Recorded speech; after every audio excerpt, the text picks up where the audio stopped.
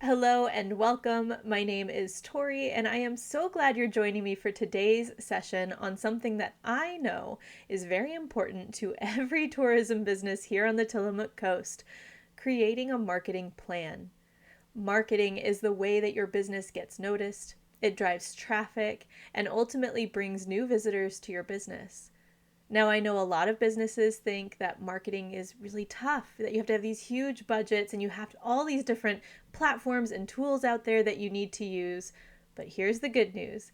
In today's training, we're going to look at what actually works for businesses here on the Tillamook Coast and how we can build a plan specific for your business using the tools that you're ready to use and the budget that you have. In this session, we're going to break down the steps you need to take to develop a successful marketing campaign. And to make this as helpful as possible, we have a downloadable guide for you to fill in as we work through each step. By the end of this training, you will have a strong marketing foundation and a campaign that you can actually implement. Whether you're looking to increase bookings in the off-season, promote a new event, or simply raise awareness for your business, this plan will help get you there. Now, before we jump in, I want you to think for a moment about this question. What's your biggest marketing challenge right now? Take a second to reflect and jot it down, or hit pause if you need more time. As we go through this session, keep this challenge in mind because I want you to walk away with solutions that can actually help. All right, with that marketing challenge in mind, we are moving into defining our marketing objectives. This is where it all begins, and the clearer we are here, the easier our marketing plan will fall into place. So, before you can create a successful marketing campaign, you need to know, what does success look like for your business? You need to ask yourself, what are you trying to achieve? For example, are you looking to increase bookings for your winter season to attract visitors during the slower months? Do you want to raise awareness for a new event or a seasonal offering that you're launching? Or maybe you want to boost repeat visits and turn those one-time guests into lifelong fans. Without a clear objective or a clear goal here, your marketing efforts will feel like you're just throwing spaghetti at the wall hoping something will stick. You might get some engagement or leads here and there, but you won't be able to track the success or impact of your efforts. So how do you define clear marketing objectives? We're going to start with our business goals. Your marketing objectives or your marketing goals should always tie back to your business goals. If your biggest marketing problem is low booking during the off-season, then your marketing objective should be to increase off-season bookings through targeted campaigns. But let's take it a step further. Let's be specific and think about the who, the what, and the why. Who are you trying to attract? Are you targeting families, couples, solo travelers, or adventure seekers? What exactly are you offering? Is it a special package, a local tour, or a new service? Why do you want to achieve this? Is it to fill up vacancies in the off-season, to grow your brand awareness, or drive more traffic to your website? For example, let's say you run a family-friendly lodging business here on the Tillamook Coast, and your goal is to attract more families during the winter months when the area tends to be less busy. Instead of a vague objective like, I want to increase bookings, a more specific objective would be, increase family bookings for the winter season with a special family winter package offering free tickets to local attractions. Notice how this objective clearly identifies the audience, families, the action, increasing bookings, and the offer, family winter package. It's specific and aligned with the business goal of increasing winter bookings. Let's pause here and revisit your marketing challenge. Now that we've discussed how to define your marketing objective, I want you to rewrite your marketing challenge as a clear, measurable objective. Remember, your objective should answer, what do you want to achieve, who are you targeting, and what will you do to achieve it? Hit pause here for a little bit more time, and if you still can't quite come up with it, no problem. As we go through the next steps, you'll get more clarity on how to break this down further. Now we're ready to move on to step 2, knowing your target audience. In the tourism industry, it's not enough to just put your message out there and hope people will come. You need to know who you're speaking to and what they care about. When you understand your audience, you're not wasting time or money on tactics that won't resonate with them. You can create focused campaigns that speak directly to their needs, saving you time and energy in the process. If you're offering the right message to the right person, your marketing becomes a well-oiled machine. So, how do we know who we're marketing to? One of the best ways to start identifying your audience is by creating customer personas. These are fictional characters that represent your ideal customers.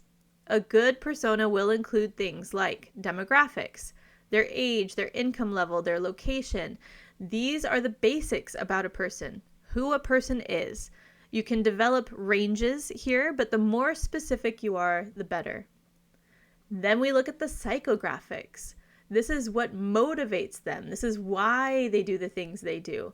This is their interests, their values, their hobbies, their travel motivations. For example, are they motivated by adventure or relaxing or cultural experiences? Travelers fall into different categories here, so I'll share some examples. Nature lovers and adventurers. These visitors come for the rugged landscapes, outdoor activities like hiking and biking, bird watching, or coastal adventures. Then there's families, parents looking for kid-friendly activities or accommodations, and family-oriented experiences like local farms or hands-on activities. Then there are foodies. These are the tourists that come to explore the local food scene, including Tillamook's famous cheeses, craft beer, and farm-to-table restaurants. Then there's those romantic getaways, couples looking for a quiet, picturesque getaway with cozy accommodations and special dining experiences. Understanding these deeper motivations will help you know how to speak to your ideal customers and meet them exactly where they are. You can offer them the getaway they've been looking for. Another thing we want to look at when it comes to our ideal customer is their behavior. This is their online shopping habits, their preferred booking methods. Do they prefer online or phone call? Their social media use.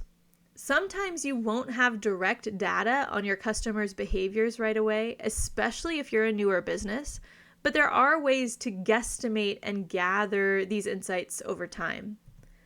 First is online reviews. Sites like TripAdvisor and Yelp can tell you exactly what visitors love about the Tillamook Coast and what they might want more of. Look at your own reviews or your competitors' reviews to see what was most memorable for travelers and what might have been missing. Social media is another great place to start. Look at your own social media profiles and what type of content gets the most engagement. Are your followers liking posts about outdoor adventures or more about food? Are they commenting more on family-friendly offers or ecotourism tips? If you haven't been posting much, you can look at competitors' profiles. Look at which social media networks they post to the most often, and then look at the types of content they're posting and what's getting the most likes. This will give you an idea of what your audience likes and where they hang out online. We can also look at your website analytics. Tools like Google Analytics can help you know a lot about behavior on your website because you can see which sites people are coming from, like from social media or places linking to your website. You can also learn a lot about their demographics and psychographics. You can see where your website visitors are browsing, whether it's local or out of state, which pages they spend the most time on, like maybe your blog post on hiking tips or your booking page for tours. This is all information you can use to better understand your audience. And finally, you can look at past visitor data. If you've been in business for a while, look at your booking history. Are most of your visitors coming in young families? Are they couples on a getaway? Are they those adventure seekers or foodies? Consider running a simple survey with your past visitors to find out what brought them to your business and what they enjoyed most about their trip. You can even offer a small incentive like a discount on their next visit to encourage responses. Let's take a look at how this applies locally. A small eco-tour company offering guided tours of the Tillamook State Forest could define their audience as eco-conscious travelers. And the persona could be Sustainable Sarah, a 40 to 55-year-old woman, well-traveled, environmentally aware. She loves hiking and wildlife watching. She prefers small group sustainable experiences, and she follows travel inspiration accounts on Instagram. Sarah is looking for a way to explore the beauty of Oregon while minimizing her carbon footprint and supporting local eco-friendly businesses. Knowing all of this information will help you tailor your campaign and the content you're going to post. You know that Sarah will likely respond well to posts on Instagram showing off the breathtaking views of the forest and offering eco-friendly travel tips, all while emphasizing sustainability and responsible tourism. Now, not all customers are the same, and you might be thinking right now, but I want to reach everyone. And while we do want to reach as many people as we can, when we try to talk to everyone, to appeal to everyone, we really talk to no one. So the best practice is to have a target audience, a target ideal customer per campaign, so that you can really focus and speak directly to those people's wants and needs to get the results you want. Now let's take a moment to think about your target audience. Without getting too complicated, try to answer these simple questions. Who are they? Are they those families, the couples, the adventure seekers, the foodies? Is it maybe a target audience I didn't mention on this session? What do they want when they visit your area? Are they looking for peace and quiet, or outdoor activities, or local food experiences? And what are their habits? Where do they spend their time online? Are they going on Instagram? Do they go to travel websites? Are they on Pinterest? Do they search Google? Write down just one sentence about your ideal audience and what they're looking for in your business. Hit pause here if you'd like more time before we move on. Now that we know what our goal is and who our audience is, we're moving on to understand where your business stands in the market and how you can position yourself for growth. It's time to conduct what's called a SWOT analysis. SWOT stands for Strengths, Weaknesses, Opportunities, and Threats. It's a tool that helps you analyze your business from every angle and find out what's working, what needs attention, and where your untapped opportunities might be. Think of it as like a business self-assessment. The strengths and weaknesses portions focus more internally, specific to your business, and the opportunities and threats portions focus more externally on the market, on trends, or competitors and events. Let's break it down a little further. Strengths. What does your business do really well? What are the things that make your business stand out? Maybe you have a unique offering or a loyal customer base. Perhaps your location is perfect for tourists looking for that small town charm. And then weaknesses. What could you improve? Are there gaps in your business? Maybe your website isn't user-friendly, or you're not marketing to the right audience. Recognizing weaknesses allows you to make improvements that will boost your business. Then we want to look at opportunities. What's happening in the market that you can take advantage of? Think about trends in tourism, local partnerships, or untapped customer segments. Is there an opportunity to expand your offerings or collaborate with another local business to bring in more visitors? This is where a competitive analysis comes into play. Understanding what your competitors are doing and where they might be missing the mark helps you find opportunities to step up your game. We can ask 2 questions about our competitors to help us here. Are your competitors offering a service you could improve on? Maybe there's a local bed and breakfast offering guided tours, but you can expand on that by offering farm-to-table dining experiences that highlight the local food, which isn't currently being marketed. Or is there something your competitors aren't doing? For example, if your competitors aren't active on Instagram and your audience loves that visual content, you have an opportunity to capture their attention and drive bookings. Now let's talk about threats. What could harm your business? This could be external factors like competition from a bigger tourist destination, changes in customer behavior, or even local policies that affect tourism. Knowing these threats helps you prepare and adapt. We also want to look at your competition here. Are competitors offering a similar experience at a lower price? Take a look at what your competitors are offering and at what price point. If they're providing a similar experience but with more amenities or at a lower cost, this might pose a threat to your business. And then, are your competitors outperforming you online? Check out your competitors' social media. How often are they posting? And what kind of content are they creating? If they're engaging more effectively with your shared audience, they could steal your potential customers. And this could be a major threat to your business, and it's something to address. Let's use an example from a local tour company offering guided hikes along the Tillamook coast. Here's how their SWOT might look.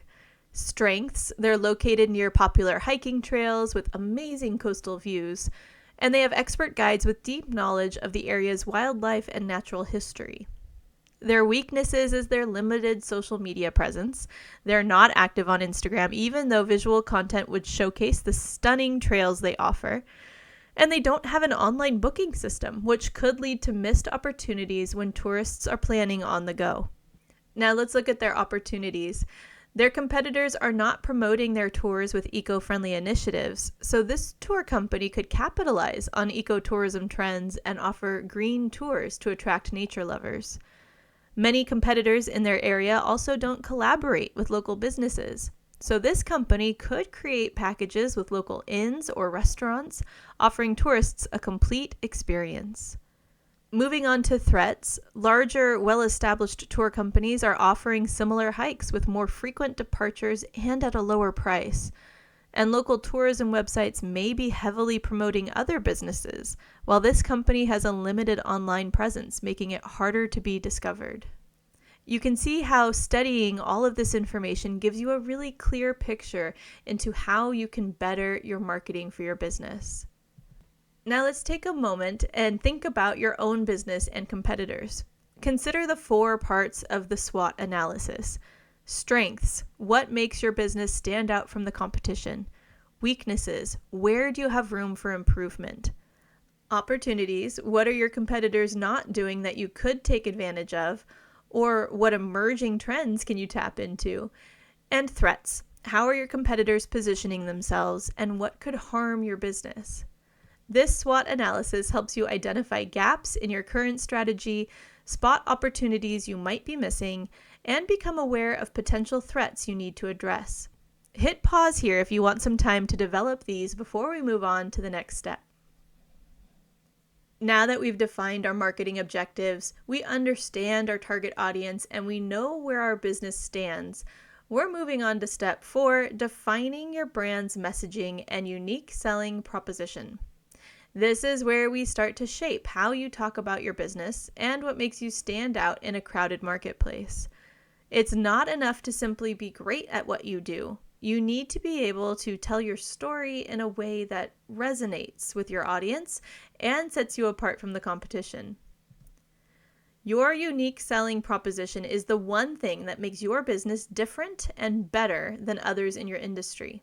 It's the core message you communicate to your customers that tells them why they should choose you over anyone else.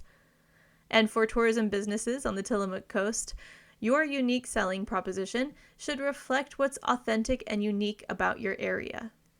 It could be your local history, traditions, and community culture, your commitment to sustainability and eco-friendly tourism, or whatever values you want to spotlight, your exceptional service, from personalized guided tours to family-friendly accommodations, or your scenic, one-of-a-kind experiences like coastal hiking or farm-to-table meals or artisan crafts, whatever your special sauce is. In a competitive tourism market, visitors have a lot of choices, especially in a region like ours where there are so many beautiful and memorable experiences. So your unique selling proposition is how you tell them, this is what makes us special. This is why you should visit us instead of that other business down the road. Think about it this way. If your unique selling proposition is compelling enough, it'll make your target audience say, that's what I'm looking for. It should spark curiosity and excitement about your offering. You'll use this in your marketing messaging, like your tagline, and in the core messaging on your website, social media, and any other communications. To develop your unique selling proposition, first we want to identify what makes your business stand out. Think about your core strengths, those things that set you apart from the competition. For example, what's unique about the experience you provide on the Tillamook Coast? It might revolve around the unique combination of your historic location and the personalized service you offer. For example, if your unique selling proposition is about adventure and outdoor experiences, your brand messaging could be explore exclusive guided hikes through Tillamook's hidden trails. Our local guides share insider knowledge and a personalized adventure that you won't find anywhere else. You can see how this would speak directly to an adventure lover and make them feel like they're getting something unique. Then we want to keep it simple, clear, and consistent. The key to great messaging is clarity. Make sure your unique selling proposition is easy to understand and consistent across all of your marketing materials. You want to use this everywhere. Whether someone is reading your website, following you on Instagram, or receiving an email from you, they should always know exactly what your business offers and what makes it special. Use this like a tagline and use it often. Then we want to align your unique selling proposition with your target audience. It should speak directly to the motivations of your target customer. This means that once you've defined your unique selling proposition, you should ask, first, does this message resonate with my target audience? And does it speak to their desires, needs, and motivations? For example, if you are targeting families who want a relaxing beach getaway, your unique selling proposition might focus on your family-friendly activities like beach games, arts and crafts, and kid-friendly meals. On the other hand, if your target is foodies interested in local cuisine, your unique selling proposition might highlight your farm-to-table dining experiences and your close proximity to U-Pick farms or restaurants. Let's take a moment now to define your own unique selling proposition. Here's your task. Write down 3 things that make your business special and different from others. Now, think about how you can craft a simple, clear message that explains your unique selling proposition. It should be easy to understand and highlight the unique experience or offering you provide. Remember, this should appeal directly to your target customer. If you're stuck, consider the core values of your business and what you want people to take away after visiting. Now that we've defined your unique selling proposition and how to communicate your brand's message, we're going to take a step back and understand the broader tourism landscape, from visitor behaviors to industry trends, so you can stay ahead of the curve. The first thing we need to do is look at the current trends in the tourism industry. These trends can help you see where things are headed and identify areas where your business can adapt or innovate. Here are some recent market trends as examples. First, sustainability and ecotourism. More visitors are looking for eco-friendly travel experiences with an emphasis on sustainability. If your business offers anything that can be positioned as green or sustainable, this is a trend to capitalize on. Second is health and wellness. Post-pandemic, many visitors are looking for more wellness-oriented experiences. Think stress-free retreats, or yoga on the beach, or nature walks focused on mindfulness. And third, food-centric tourism. Visitors are also increasingly interested in food tourism, whether it's visiting local farms, trying regional specialties, or attending food festivals. The Tillamook Coast's wide array of food business and food offerings offer huge potential here. Then we want to understand the broader economic and local factors. Understanding the local economy, seasonality, and visitor trends is key to aligning your marketing efforts with what's actually happening in your area. Let's take a look at seasonal trends, like what times of year are your peak seasons? What months are slower? Is there a way to leverage off-peak seasons with targeted promotions, like discounted tours or special packages that attract visitors during the slower months? Are there any local initiatives or partnerships, like a new festival or a local tourism board initiative or a collaboration opportunity that could help increase visibility for your business. For example, if a local food festival is happening next year, could you partner with nearby restaurants to create a special package for visitors? Or if there's a growing interest in ecotourism, could you introduce new eco-friendly experiences?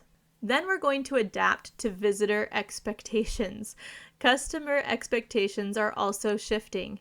Visitors today are more likely to choose destinations that feel authentic and personalized, and they expect to be able to book quickly, usually from their device.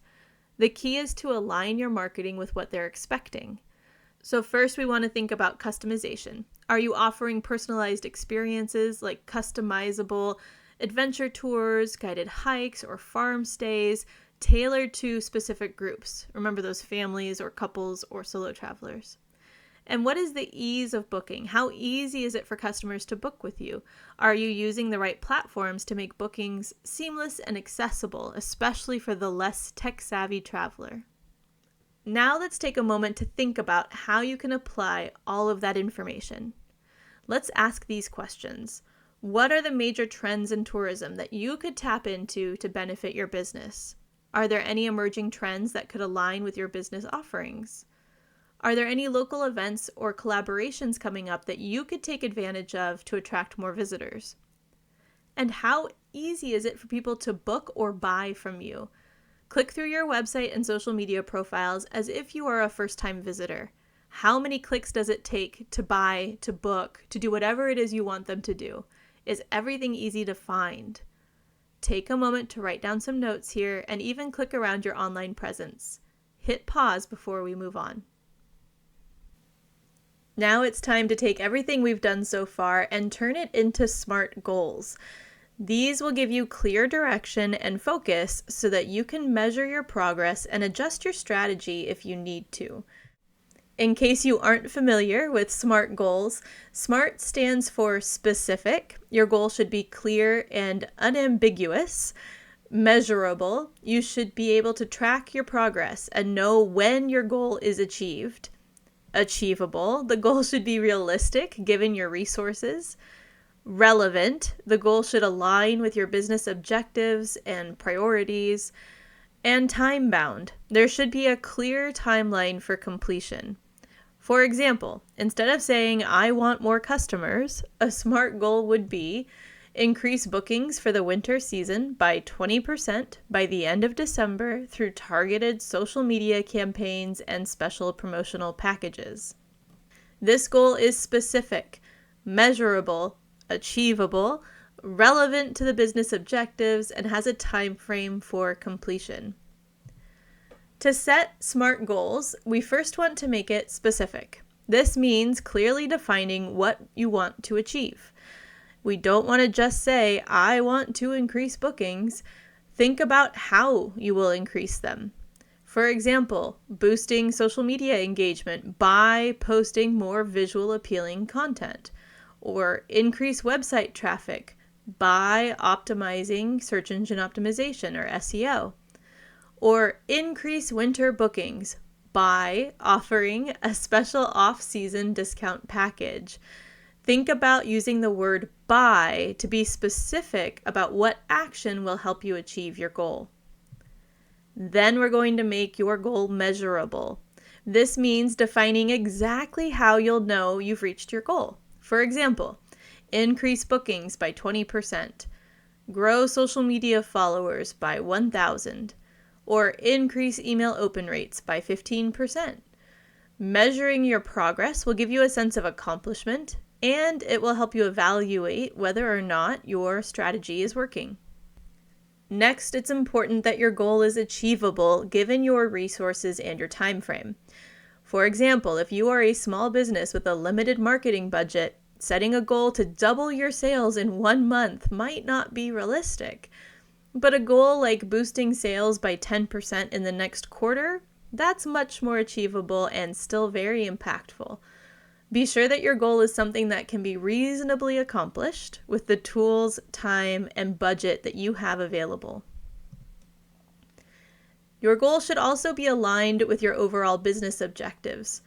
For example, if your business goal is to increase bookings during the off-season, your marketing goals should focus on campaigns or offers that help achieve that specific objective. If your goal doesn't directly contribute to your business priorities, it may not be the right focus at the moment. Finally, your goal should be time-bound. Setting a time frame adds a sense of urgency and helps you prioritize your efforts. Whether it's a few months or a full year, having a deadline to work toward keeps your marketing focused and ensures you can measure progress. For example, increase social media engagement by 15% in 6 weeks gives you a clear deadline to meet. Now that we know what makes a SMART goal, it's time to set one for your marketing campaign. Here's how you can do it. First, revisit your objective back in step 1. Now let's write down a SMART goal that directly supports that marketing objective. Make sure it follows the SMART criteria. Specific, what exactly do we want to achieve? Measurable, how will you track your progress? Is it the number of bookings? Is it website traffic? Is it social media engagement? Achievable, is the goal realistic with your current resources and timeline? Relevant, does it align with your marketing objective and your business priorities? And time-bound, when do you want to achieve this goal by? Take a minute to write it down. This will help guide your efforts and keep you on track. Hit pause here if you need another moment. We are halfway to our marketing plan, and now that you have a clear and actionable goal to work toward, we're going to move on to establishing your budget. This step is crucial because no matter how great your marketing plan is, without a realistic budget, it's tough to make it work. Whether you have a small budget or a large marketing fund, it's important to allocate your resources where they'll have the most impact and ensure you're getting the most bang for your buck. The first step is to know exactly how much money you have to spend on your marketing campaign. Whether it's $500 or $5,000, knowing your total available funds gives you a clearer idea of where to allocate your resources.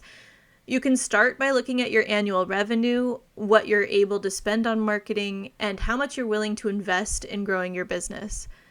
If you're working with a smaller budget, don't worry, you can still run an effective marketing campaign with a strategic use of resources.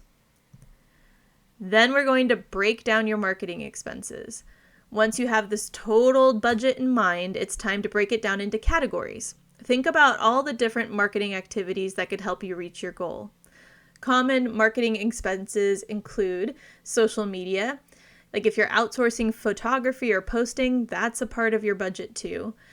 Website. If you're paying for your website or paying someone to update it for you or make it easier for visitors to book or order or learn more, this should be considered as part of your marketing budget. Paid advertising. This could be Google Ads, Facebook or Instagram ads, or even local magazine or event sponsorships. And promotions or discounts. If you're running a special offer like a seasonal discount or a package deal, be sure to account for any discounts you'll be offering. When you have a limited budget, it's important to prioritize the marketing activities that are most likely to give you the best return on investment. For example, if your goal is to boost off-season bookings, your marketing budget might go towards social media ads targeted to people who have previously engaged with your business. Or, if you're focusing on local partnerships and event marketing, you may want to allocate more funds to sponsor local events or to collaborate with other businesses in the area. Now remember, your marketing budget is not set in stone. As your campaigns run, you'll want to track performance and adjust your budget based on what's working best. So if a specific ad or campaign is driving more bookings or engagement, we want to consider shifting more funds into that channel. And if another campaign is not performing as well as you expected, you can adjust your spend or try a different approach. Let's take a look at a local example of a small bed and breakfast looking to increase off-season bookings. They have a marketing budget of $1,000 for the next 3 months. Here's how they could break it down. They could do paid ads on Facebook and Instagram for $500, pay their web admin to do a few quick updates to their booking system for $200, participate in some local partnerships and promotions for $150, and get some new photos taken for $150. This breakdown ensures that the business is focusing on high-impact areas like social media ads and local promotions while leaving a little flexibility for other strategies. Let's take a moment now to think about your marketing budget. What is your total available budget for your campaign? And then how would you break down your expenses? Based on your SMART goals, what areas of your marketing should receive the most focus? What are your priorities? And then what low-cost strategies could you implement that would have the highest impact for your business? Write down a simple breakdown of your budget for your upcoming marketing campaign. This does not have to be exact, just a general idea of how you plan to allocate your resources. Hit pause here so you have a moment to think. With your budget established, you have a clear idea of where to allocate resources, so we're ready to move on to choosing your marketing channels. This is where we decide where to put your marketing dollars to work, ensuring that your efforts are focused on the right platforms and reaching the right people. There are so many different ways to market out there: social media, paid ads, email, influencer partnerships, local events, and so many more. But not all of them will work for your business or your goal. So we want to focus your efforts on the platforms and channels where your target audience is most active. We want to reach them where they hang out. This ensures you're spending your time and money in the places where you will see the highest return. So step 1 is to start with your audience. We already put in the work here. Look back at your target audience and persona you created. Where are they? Are they on social media? Are they on local search? Do they hang out in their email inbox? Do they want email newsletters? Maybe influencers might be the way to reach them, or local partnerships with other businesses. The key is to align your channels with where your ideal customers are already existing. Step 2 is to narrow down the best channels for your goals. Now that we know where your audience is, let's match that up with the best channels for you. Not all channels are created equal. Some are better suited to certain goals than others. Here's a breakdown of the most common channels, and I want to share what they're best suited for. Social media is great for reaching a wide audience, building engagement and community, and driving traffic online. Paid advertising is ideal for quickly reaching a specific audience and driving conversions or purchases or bookings, getting them to take that next step. Email marketing is perfect for building repeat customers, offering exclusive deals, and staying top of mind. Search engine optimization, or SEO, and local search are ideal for attracting customers who are actively searching for your services, your product, your business in your area. And influencers and local partnerships are effective for expanding your reach using trusted local voices or community-based campaigns. We want to pick the channel or channels that are both good for you and your audience and help you reach your goal. Step 3 is to be consistent. When you choose your marketing channels, consistency is key. Ensure that your brand messaging and your voice, everything you're saying, are the same across all platforms. For example, if you're running a special promotion on Instagram, your email campaign and your website should also reflect the same promotion to avoid any confusion.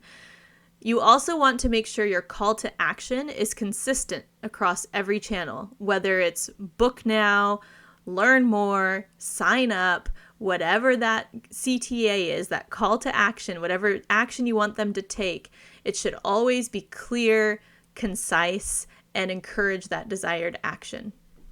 Step 4 is to maximize low-cost channels. If you're working with a limited budget, you want to focus on the channels that give you the best return for your money.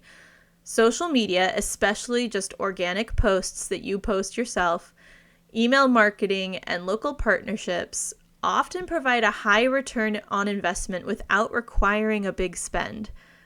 For example, Instagram and Facebook posts are free, and you can reach your target audience if it's done correctly. Email campaigns are relatively low cost and can be very effective if you have a solid list of engaged customers. And local partnerships, like collaborating with nearby businesses to cross-promote, can also be a great way to grow your reach without significant costs. Now it's your turn. Let's take a moment to think about the marketing channels that would work best for your business. Here are some questions to consider. Where does your target audience spend their time? Are they on social media? Are they reading emails? Are they searching online? Then what channels will help you achieve your goals? Is it social media for engagement, paid ads for bookings, or email for loyalty? And what low-cost strategies could you implement on these channels to maximize your marketing efforts? Take a minute to write down the top 2 to 3 marketing channels you plan to focus on for your campaign and why. Hit pause right now and come back when you're ready. Now that we know how you're going to reach your audience, it's time to decide what you're going to say. Let's develop your content strategy. Creating the right content is key to capturing your audience's attention and motivating them to take action. Whether that's booking a stay, visiting your tour, or simply sharing your business with others, your content strategy will be the backbone of your marketing efforts, making sure that your message is consistent and engaging on all marketing channels. The first step is to plan content that speaks directly to the needs of your target audience. This is where your customer persona from step 2 comes back into play. Consider their interests, their pain points or their challenges, and what types of content will get them to take action. For example, if you're targeting families, your content might focus on kid-friendly activities, family packages, and safety features. If you're targeting adventure seekers, your content could highlight outdoor adventures, unique experiences, and challenging activities. If you're targeting foodies, your content might feature local culinary experiences, special food tours, and recipes from local chefs. Step 2 is to create content that drives action, because at the end of the day, your content should inspire action. We want them to book that tour, or visit your location, or follow you on social media. Every piece of content should have a clear call to action, or a CTA. For example, on Instagram, you could say, tag a friend you'd love to bring on our next adventure. Book your spot now through the link in bio. Or on email, it could say, limited time offer, book your winter getaway by Friday and get 10% off your stay. Or on a blog post, you could say, download our full itinerary guide for the perfect weekend on the Tillamook coast. That CTA, that call to action, should be clear, direct, and compelling. It's the final push that drives your audience toward taking action. Step 3 is to create a content calendar. A content calendar is a must to keep things organized and consistent. It's a simple plan that outlines what content you'll post, when, and on which channels. This ensures that you stay consistent in your messaging and helps you stay on track to meet your marketing goals. In your content calendar, you want to include the content you're posting, the image, the blog post, the video, the actual caption you've written. It should include when you're posting, the specific date, and which channels you're using. Are you on Instagram, Facebook, email, blog, wherever you're posting this to? And what the call to action or the CTA is. Are you telling people to book now, learn more, share this post? Having all of this in your content calendar makes it really easy for you to reference when you're on the go, to stay on track, make sure your content's ready, and avoid any last-minute scrambling. Let's use a quick local bed and breakfast as an example. They want to boost winter bookings, and here's how they might approach their content. They could have an Instagram post of a cozy image of the B&B during winter with a caption, book your stay by December 15th and save 15%. You could have an email campaign highlighting a special winter package with the subject line, Winter Wonderland at the Tillamook Coast, special offer inside. Or a blog post, a guide on the top winter activities in the Tillamook Coast with a CTA to book their winter stay at this bed and breakfast. Let's take a moment to think about the content you'll create for your marketing campaign.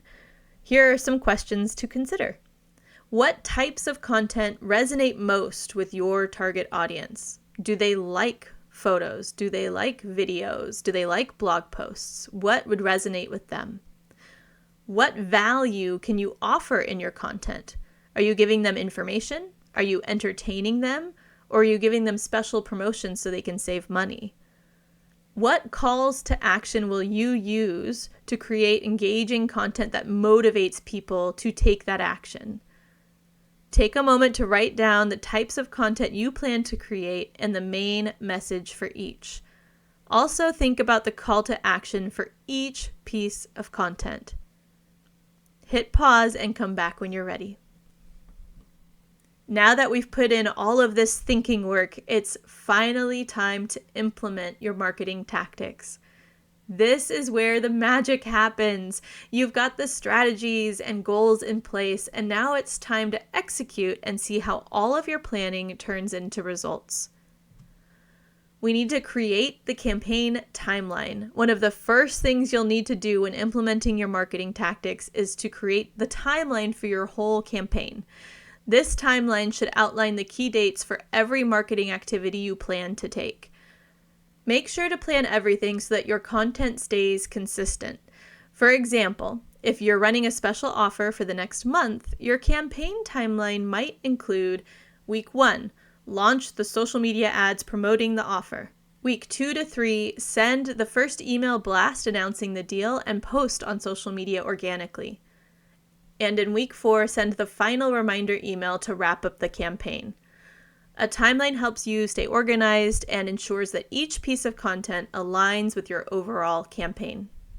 Now let's set up the tools and platforms that will help you execute your campaign. Here's a list of common tools and platforms you'll need to get started. Social media scheduling tools. You can use tools like Metricool, Buffer, or Later to schedule your social media posts ahead of time.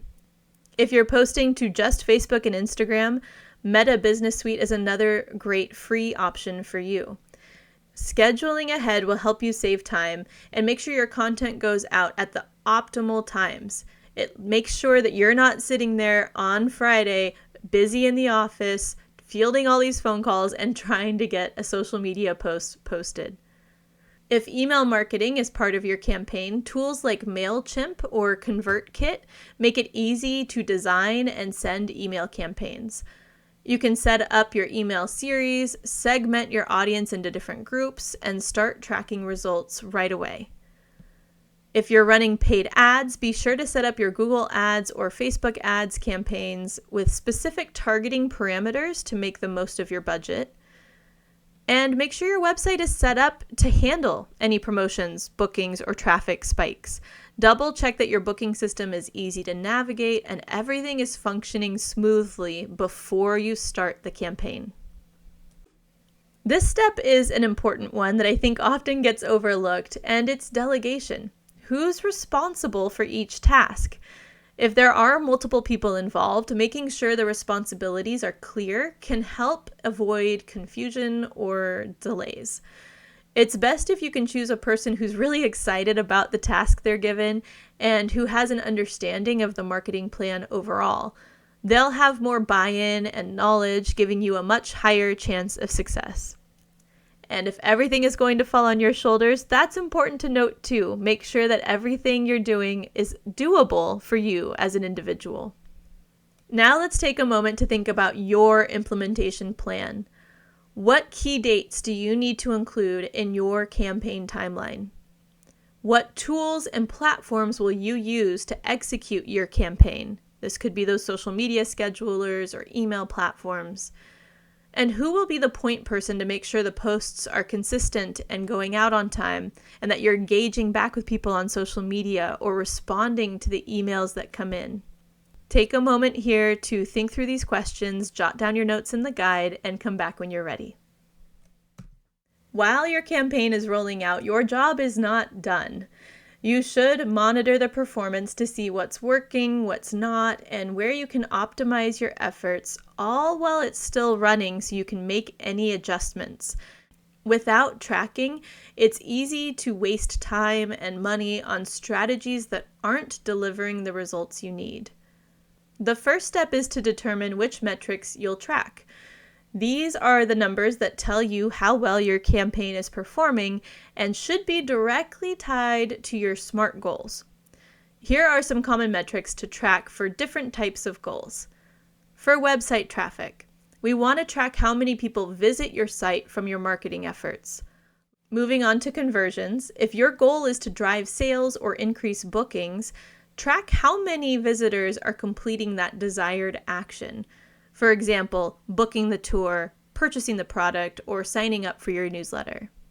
If engagement was one of your big goals you wanted to watch, on social media we track metrics like likes, comments, shares, and click-through rates. These will help you gauge how well your content is resonating with your audience. And then email metrics. You can track open rates, click-through rates, and conversion rates for email campaigns. This tells you how effective your subject lines and your content are. Now, you may need to know the right tools to help you track your performance. Here are some common tools and platforms for measuring your marketing success. Google Analytics helps you track your website traffic, any user behavior while they're on your website, and conversions, or if they're clicking through to the desired action. Google Analytics can also show you where your visitors are coming from: social media, paid ads, search engines, etc. Social media insights, Facebook, Instagram, Twitter, and LinkedIn all offer built-in insights to show you how your posts are performing with engagement, reach, and clicks. You could also use a tool I mentioned earlier, Metricool, Buffer, or Later. They all include analytics options. Email marketing platforms like MailChimp and ConvertKit will show you metrics like open rates, click-through rates, and conversion rates for your emails. And if you're running Google Ads or Facebook ads, both platforms offer detailed performance metrics like impressions, clicks, conversions, and cost per click. Now that you're tracking that data in real time, you'll need to act quickly to make adjustments. For example, if on social media you're seeing low engagement on a post, consider adjusting the headline, changing the visual, or adding a more compelling call to action. If an ad isn't performing well, consider tweaking the targeting, swapping the image or copy, or adjusting the budget. If open rates or click-through rates on your emails are low, try adjusting subject lines, changing the send time that you're sending or the date that you're sending, or test out some different email copy.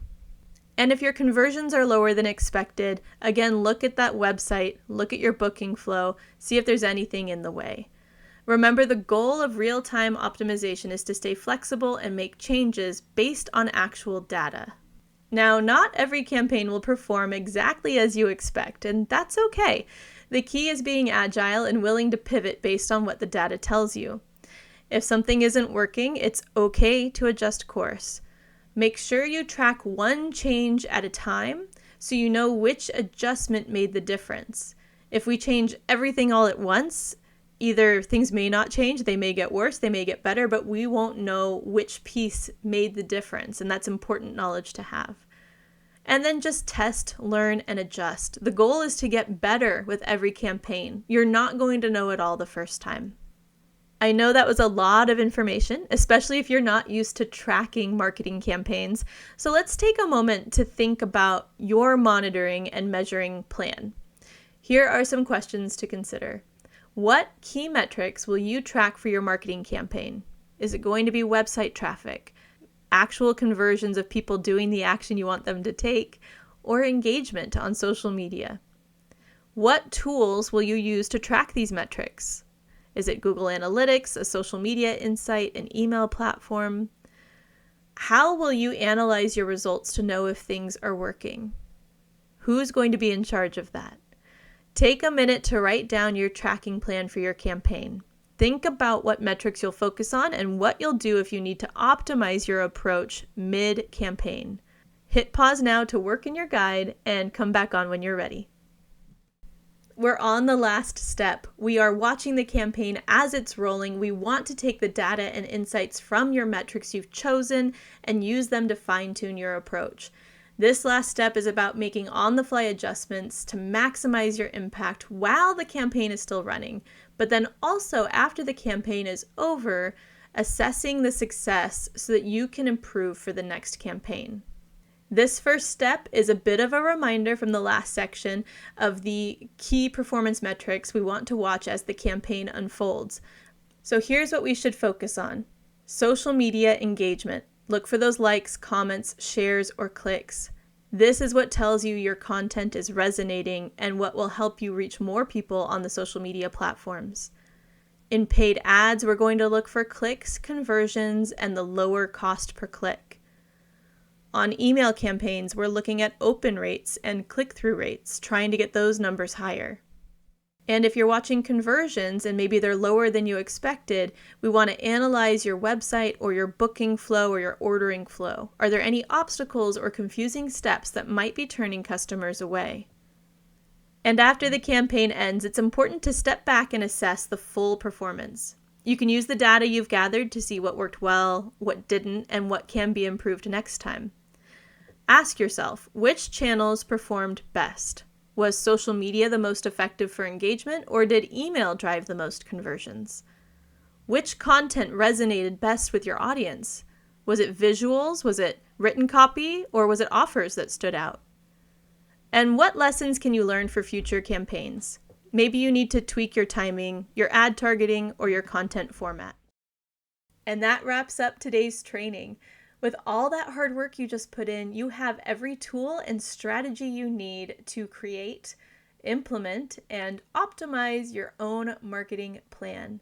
We wish you all the best as you continue to grow your business here on the Tillamook Coast, and we can't wait to see what you do next.